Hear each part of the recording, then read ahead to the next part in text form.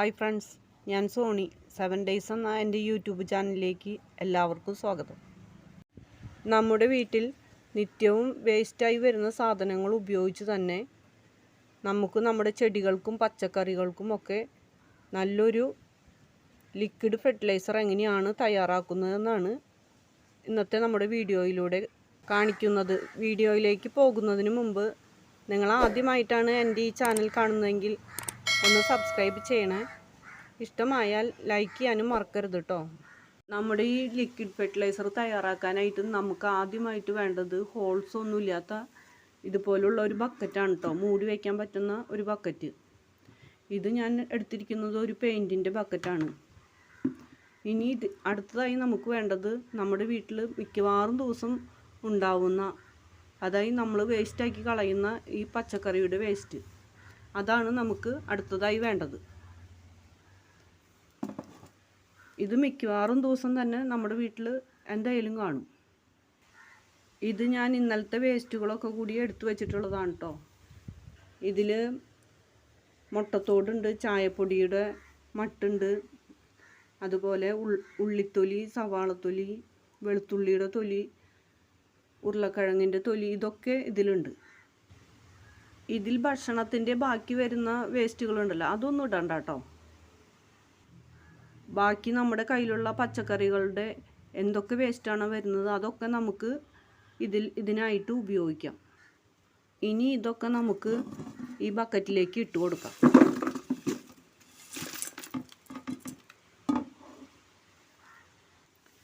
ഇനി നമ്മൾ ഈ പച്ചക്കറിയുടെ വേസ്റ്റൊക്കെ ഈ ബക്കറ്റിലേക്ക് ഇട്ട് കൊടുത്തിട്ടുണ്ട്.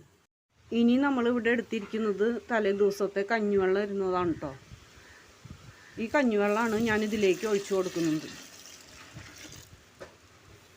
നമുക്കറിയാം, കഞ്ഞിവെള്ളമൊക്കെ നമ്മുടെ ചെടികൾക്കൊക്കെ പറ്റിയ നല്ലൊരു നൈട്രജൻ അധികമുള്ള നല്ലൊരു വളം കൂടിയാണ്.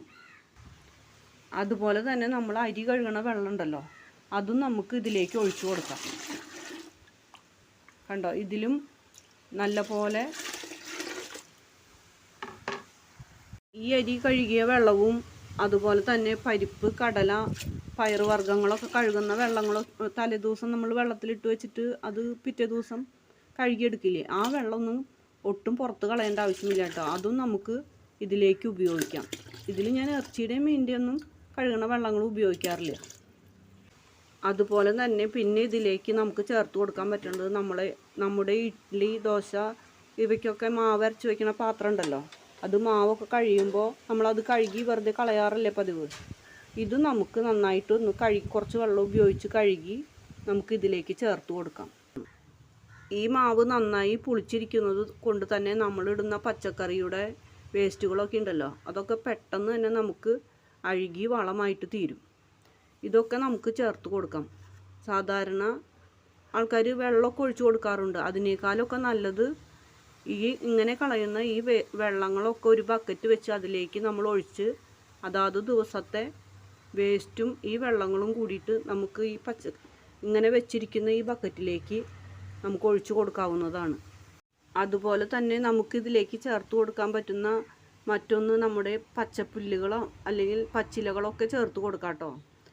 വലിയ പാത്രമൊക്കെ ആണെങ്കിൽ ഇതൊക്കെ നമുക്ക് കുറച്ച് കൂടുതലായിട്ട് ഇട്ട് കൊടുക്കാം. ഇതിപ്പോൾ ഞാൻ അത്ര വലിയ ബക്കറ്റല്ല, ഒരു മീഡിയം സൈസിലുള്ള ബക്കറ്റാണ് എടുത്തിരിക്കുന്നത്. ഇതൊക്കെ ഇട്ട് കൊടുത്തതിന് ശേഷം പുല്ലൊക്കെ നമുക്ക് ചെറുതാക്കി കട്ട് ചെയ്തിട്ട് ഇട്ട് കൊടുക്കാം. ഇതിന് ശേഷം നമുക്ക് നന്നായിട്ട് ഇതൊന്ന് ഇളക്കി കൊടുക്കണം. ഇതിങ്ങനെ നന്നായിട്ട് അടച്ചു മൂടി തണലത്ത് ഒരാഴ്ച 7 ദിവസം വെക്കണം. ഇത് എല്ലാ ദിവസവും തുറന്ന് നമുക്കൊന്ന് ഒരു പ്രാവശ്യം ഇത് ഇളക്കി കൊടുക്കണം കേട്ടോ. നന്നായിട്ടൊന്ന് ഇളക്കി കൊടുക്കണം, ഇല്ലെങ്കിൽ ഇതിൻ്റെ മുകളിൽ കിടക്കണതൊക്കെ നന്നായി അലിഞ്ഞു വരണ്ടേ, അതിന് വേണ്ടിയിട്ട്. അങ്ങനെ ഒരാഴ്ച നമുക്കിത് വെക്കാം.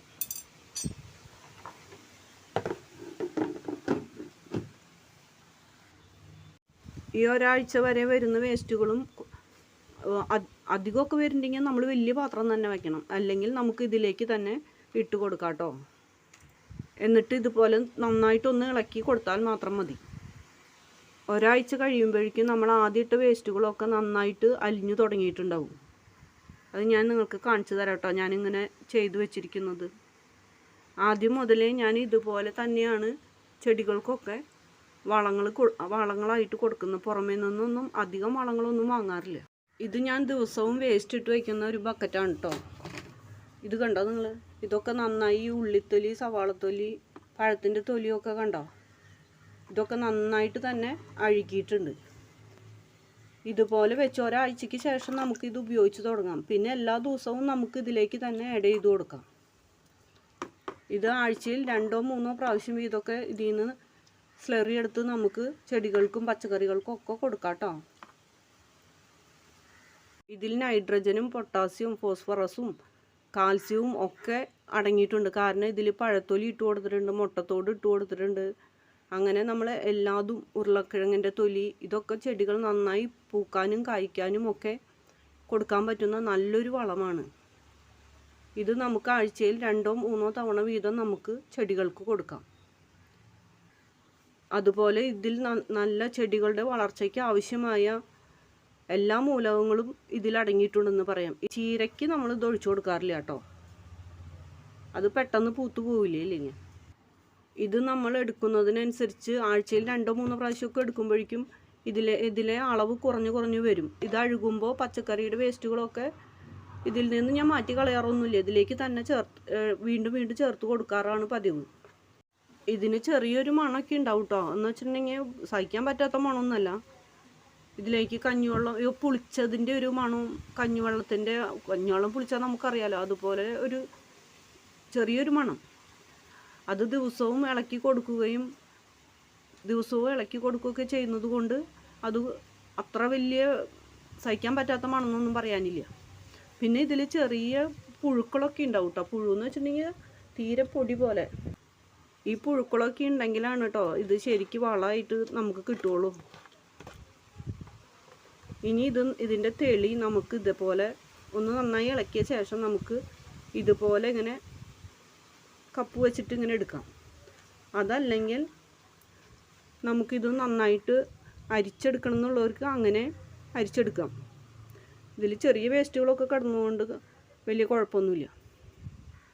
ഇനി ഇത് എങ്ങനെയാണ് നമ്മുടെ ചെടികൾക്കൊക്കെ ഉപയോഗിക്കുന്നത് വെച്ചിട്ടുണ്ടെങ്കിൽ, ഇത് നമ്മൾ 1 കപ്പാണ് എടുക്കുന്നതെങ്കിൽ അതിലേക്ക് ഞാൻ 10 ഇരട്ടി വെള്ളം കൂടി ചേർത്ത്, അല്ലെങ്കിൽ ഇതുപോലെ ഒരു ബക്കറ്റ് വെള്ളത്തിലേക്ക്, ഇതിപ്പോൾ 3/4 ബക്കറ്റ് വെള്ളം എടുത്തിട്ടുണ്ട്, അതിലേക്ക് നമ്മൾ ഇതിനൊരു കപ്പ് സ്ലറി ഒഴിച്ചു കൊടുക്കണം. നന്നായി ഡൈല്യൂട്ട് ചെയ്തിട്ട് തന്നെ നമുക്ക് ഒഴിക്കാം. ഇത് ചെടികളൊക്കെ പൂക്കാനും ഞാൻ പറഞ്ഞല്ലോ, അതുപോലെ കായ്ക്കാനൊക്കെ നല്ലൊരു വളമാണ്. ഇത് നമ്മൾ ആദ്യം മുതലേ ഇങ്ങനെ ഉപയോഗിക്കുന്ന വളമായതുകൊണ്ട് തന്നെ ഇതിൻ്റെ ഗുണങ്ങളൊക്കെ നമുക്ക് നന്നായിട്ട് അറിയാം. ഇത് ഇങ്ങനെ ലിക്വിഡ് രൂപത്തിൽ കൊടുക്കുമ്പോൾ ചെടികൾക്കൊക്കെ അത് വളരെ പെട്ടെന്ന് വലിച്ചെടുക്കാനും, അതുപോലെ തന്നെ പച്ചക്കറികളൊക്കെ പെട്ടെന്ന് വളർന്ന് പൂവും കായും ഒക്കെ വരുന്നത് നമുക്ക് കാണാം.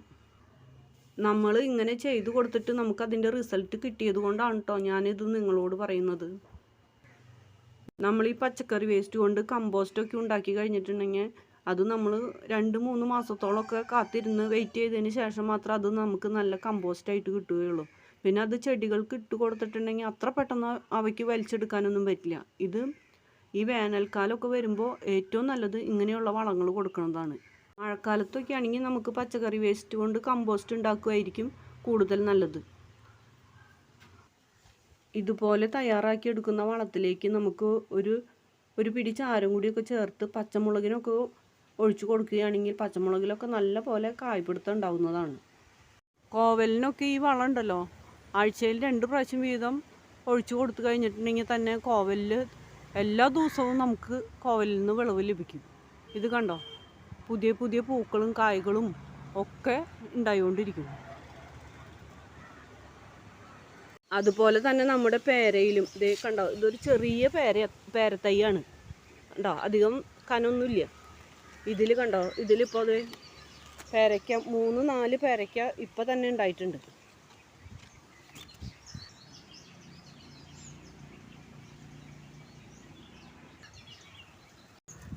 കായ്ച്ച് അതിൽ നിന്ന് നമുക്ക് കായ കിട്ടിയിട്ടുള്ളതാണ്.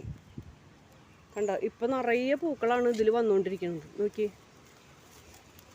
കണ്ടോ, ഇതിൻ്റെ എല്ലാ ഭാഗത്തും ഇതുപോലെ തന്നെ പൂക്കൾ.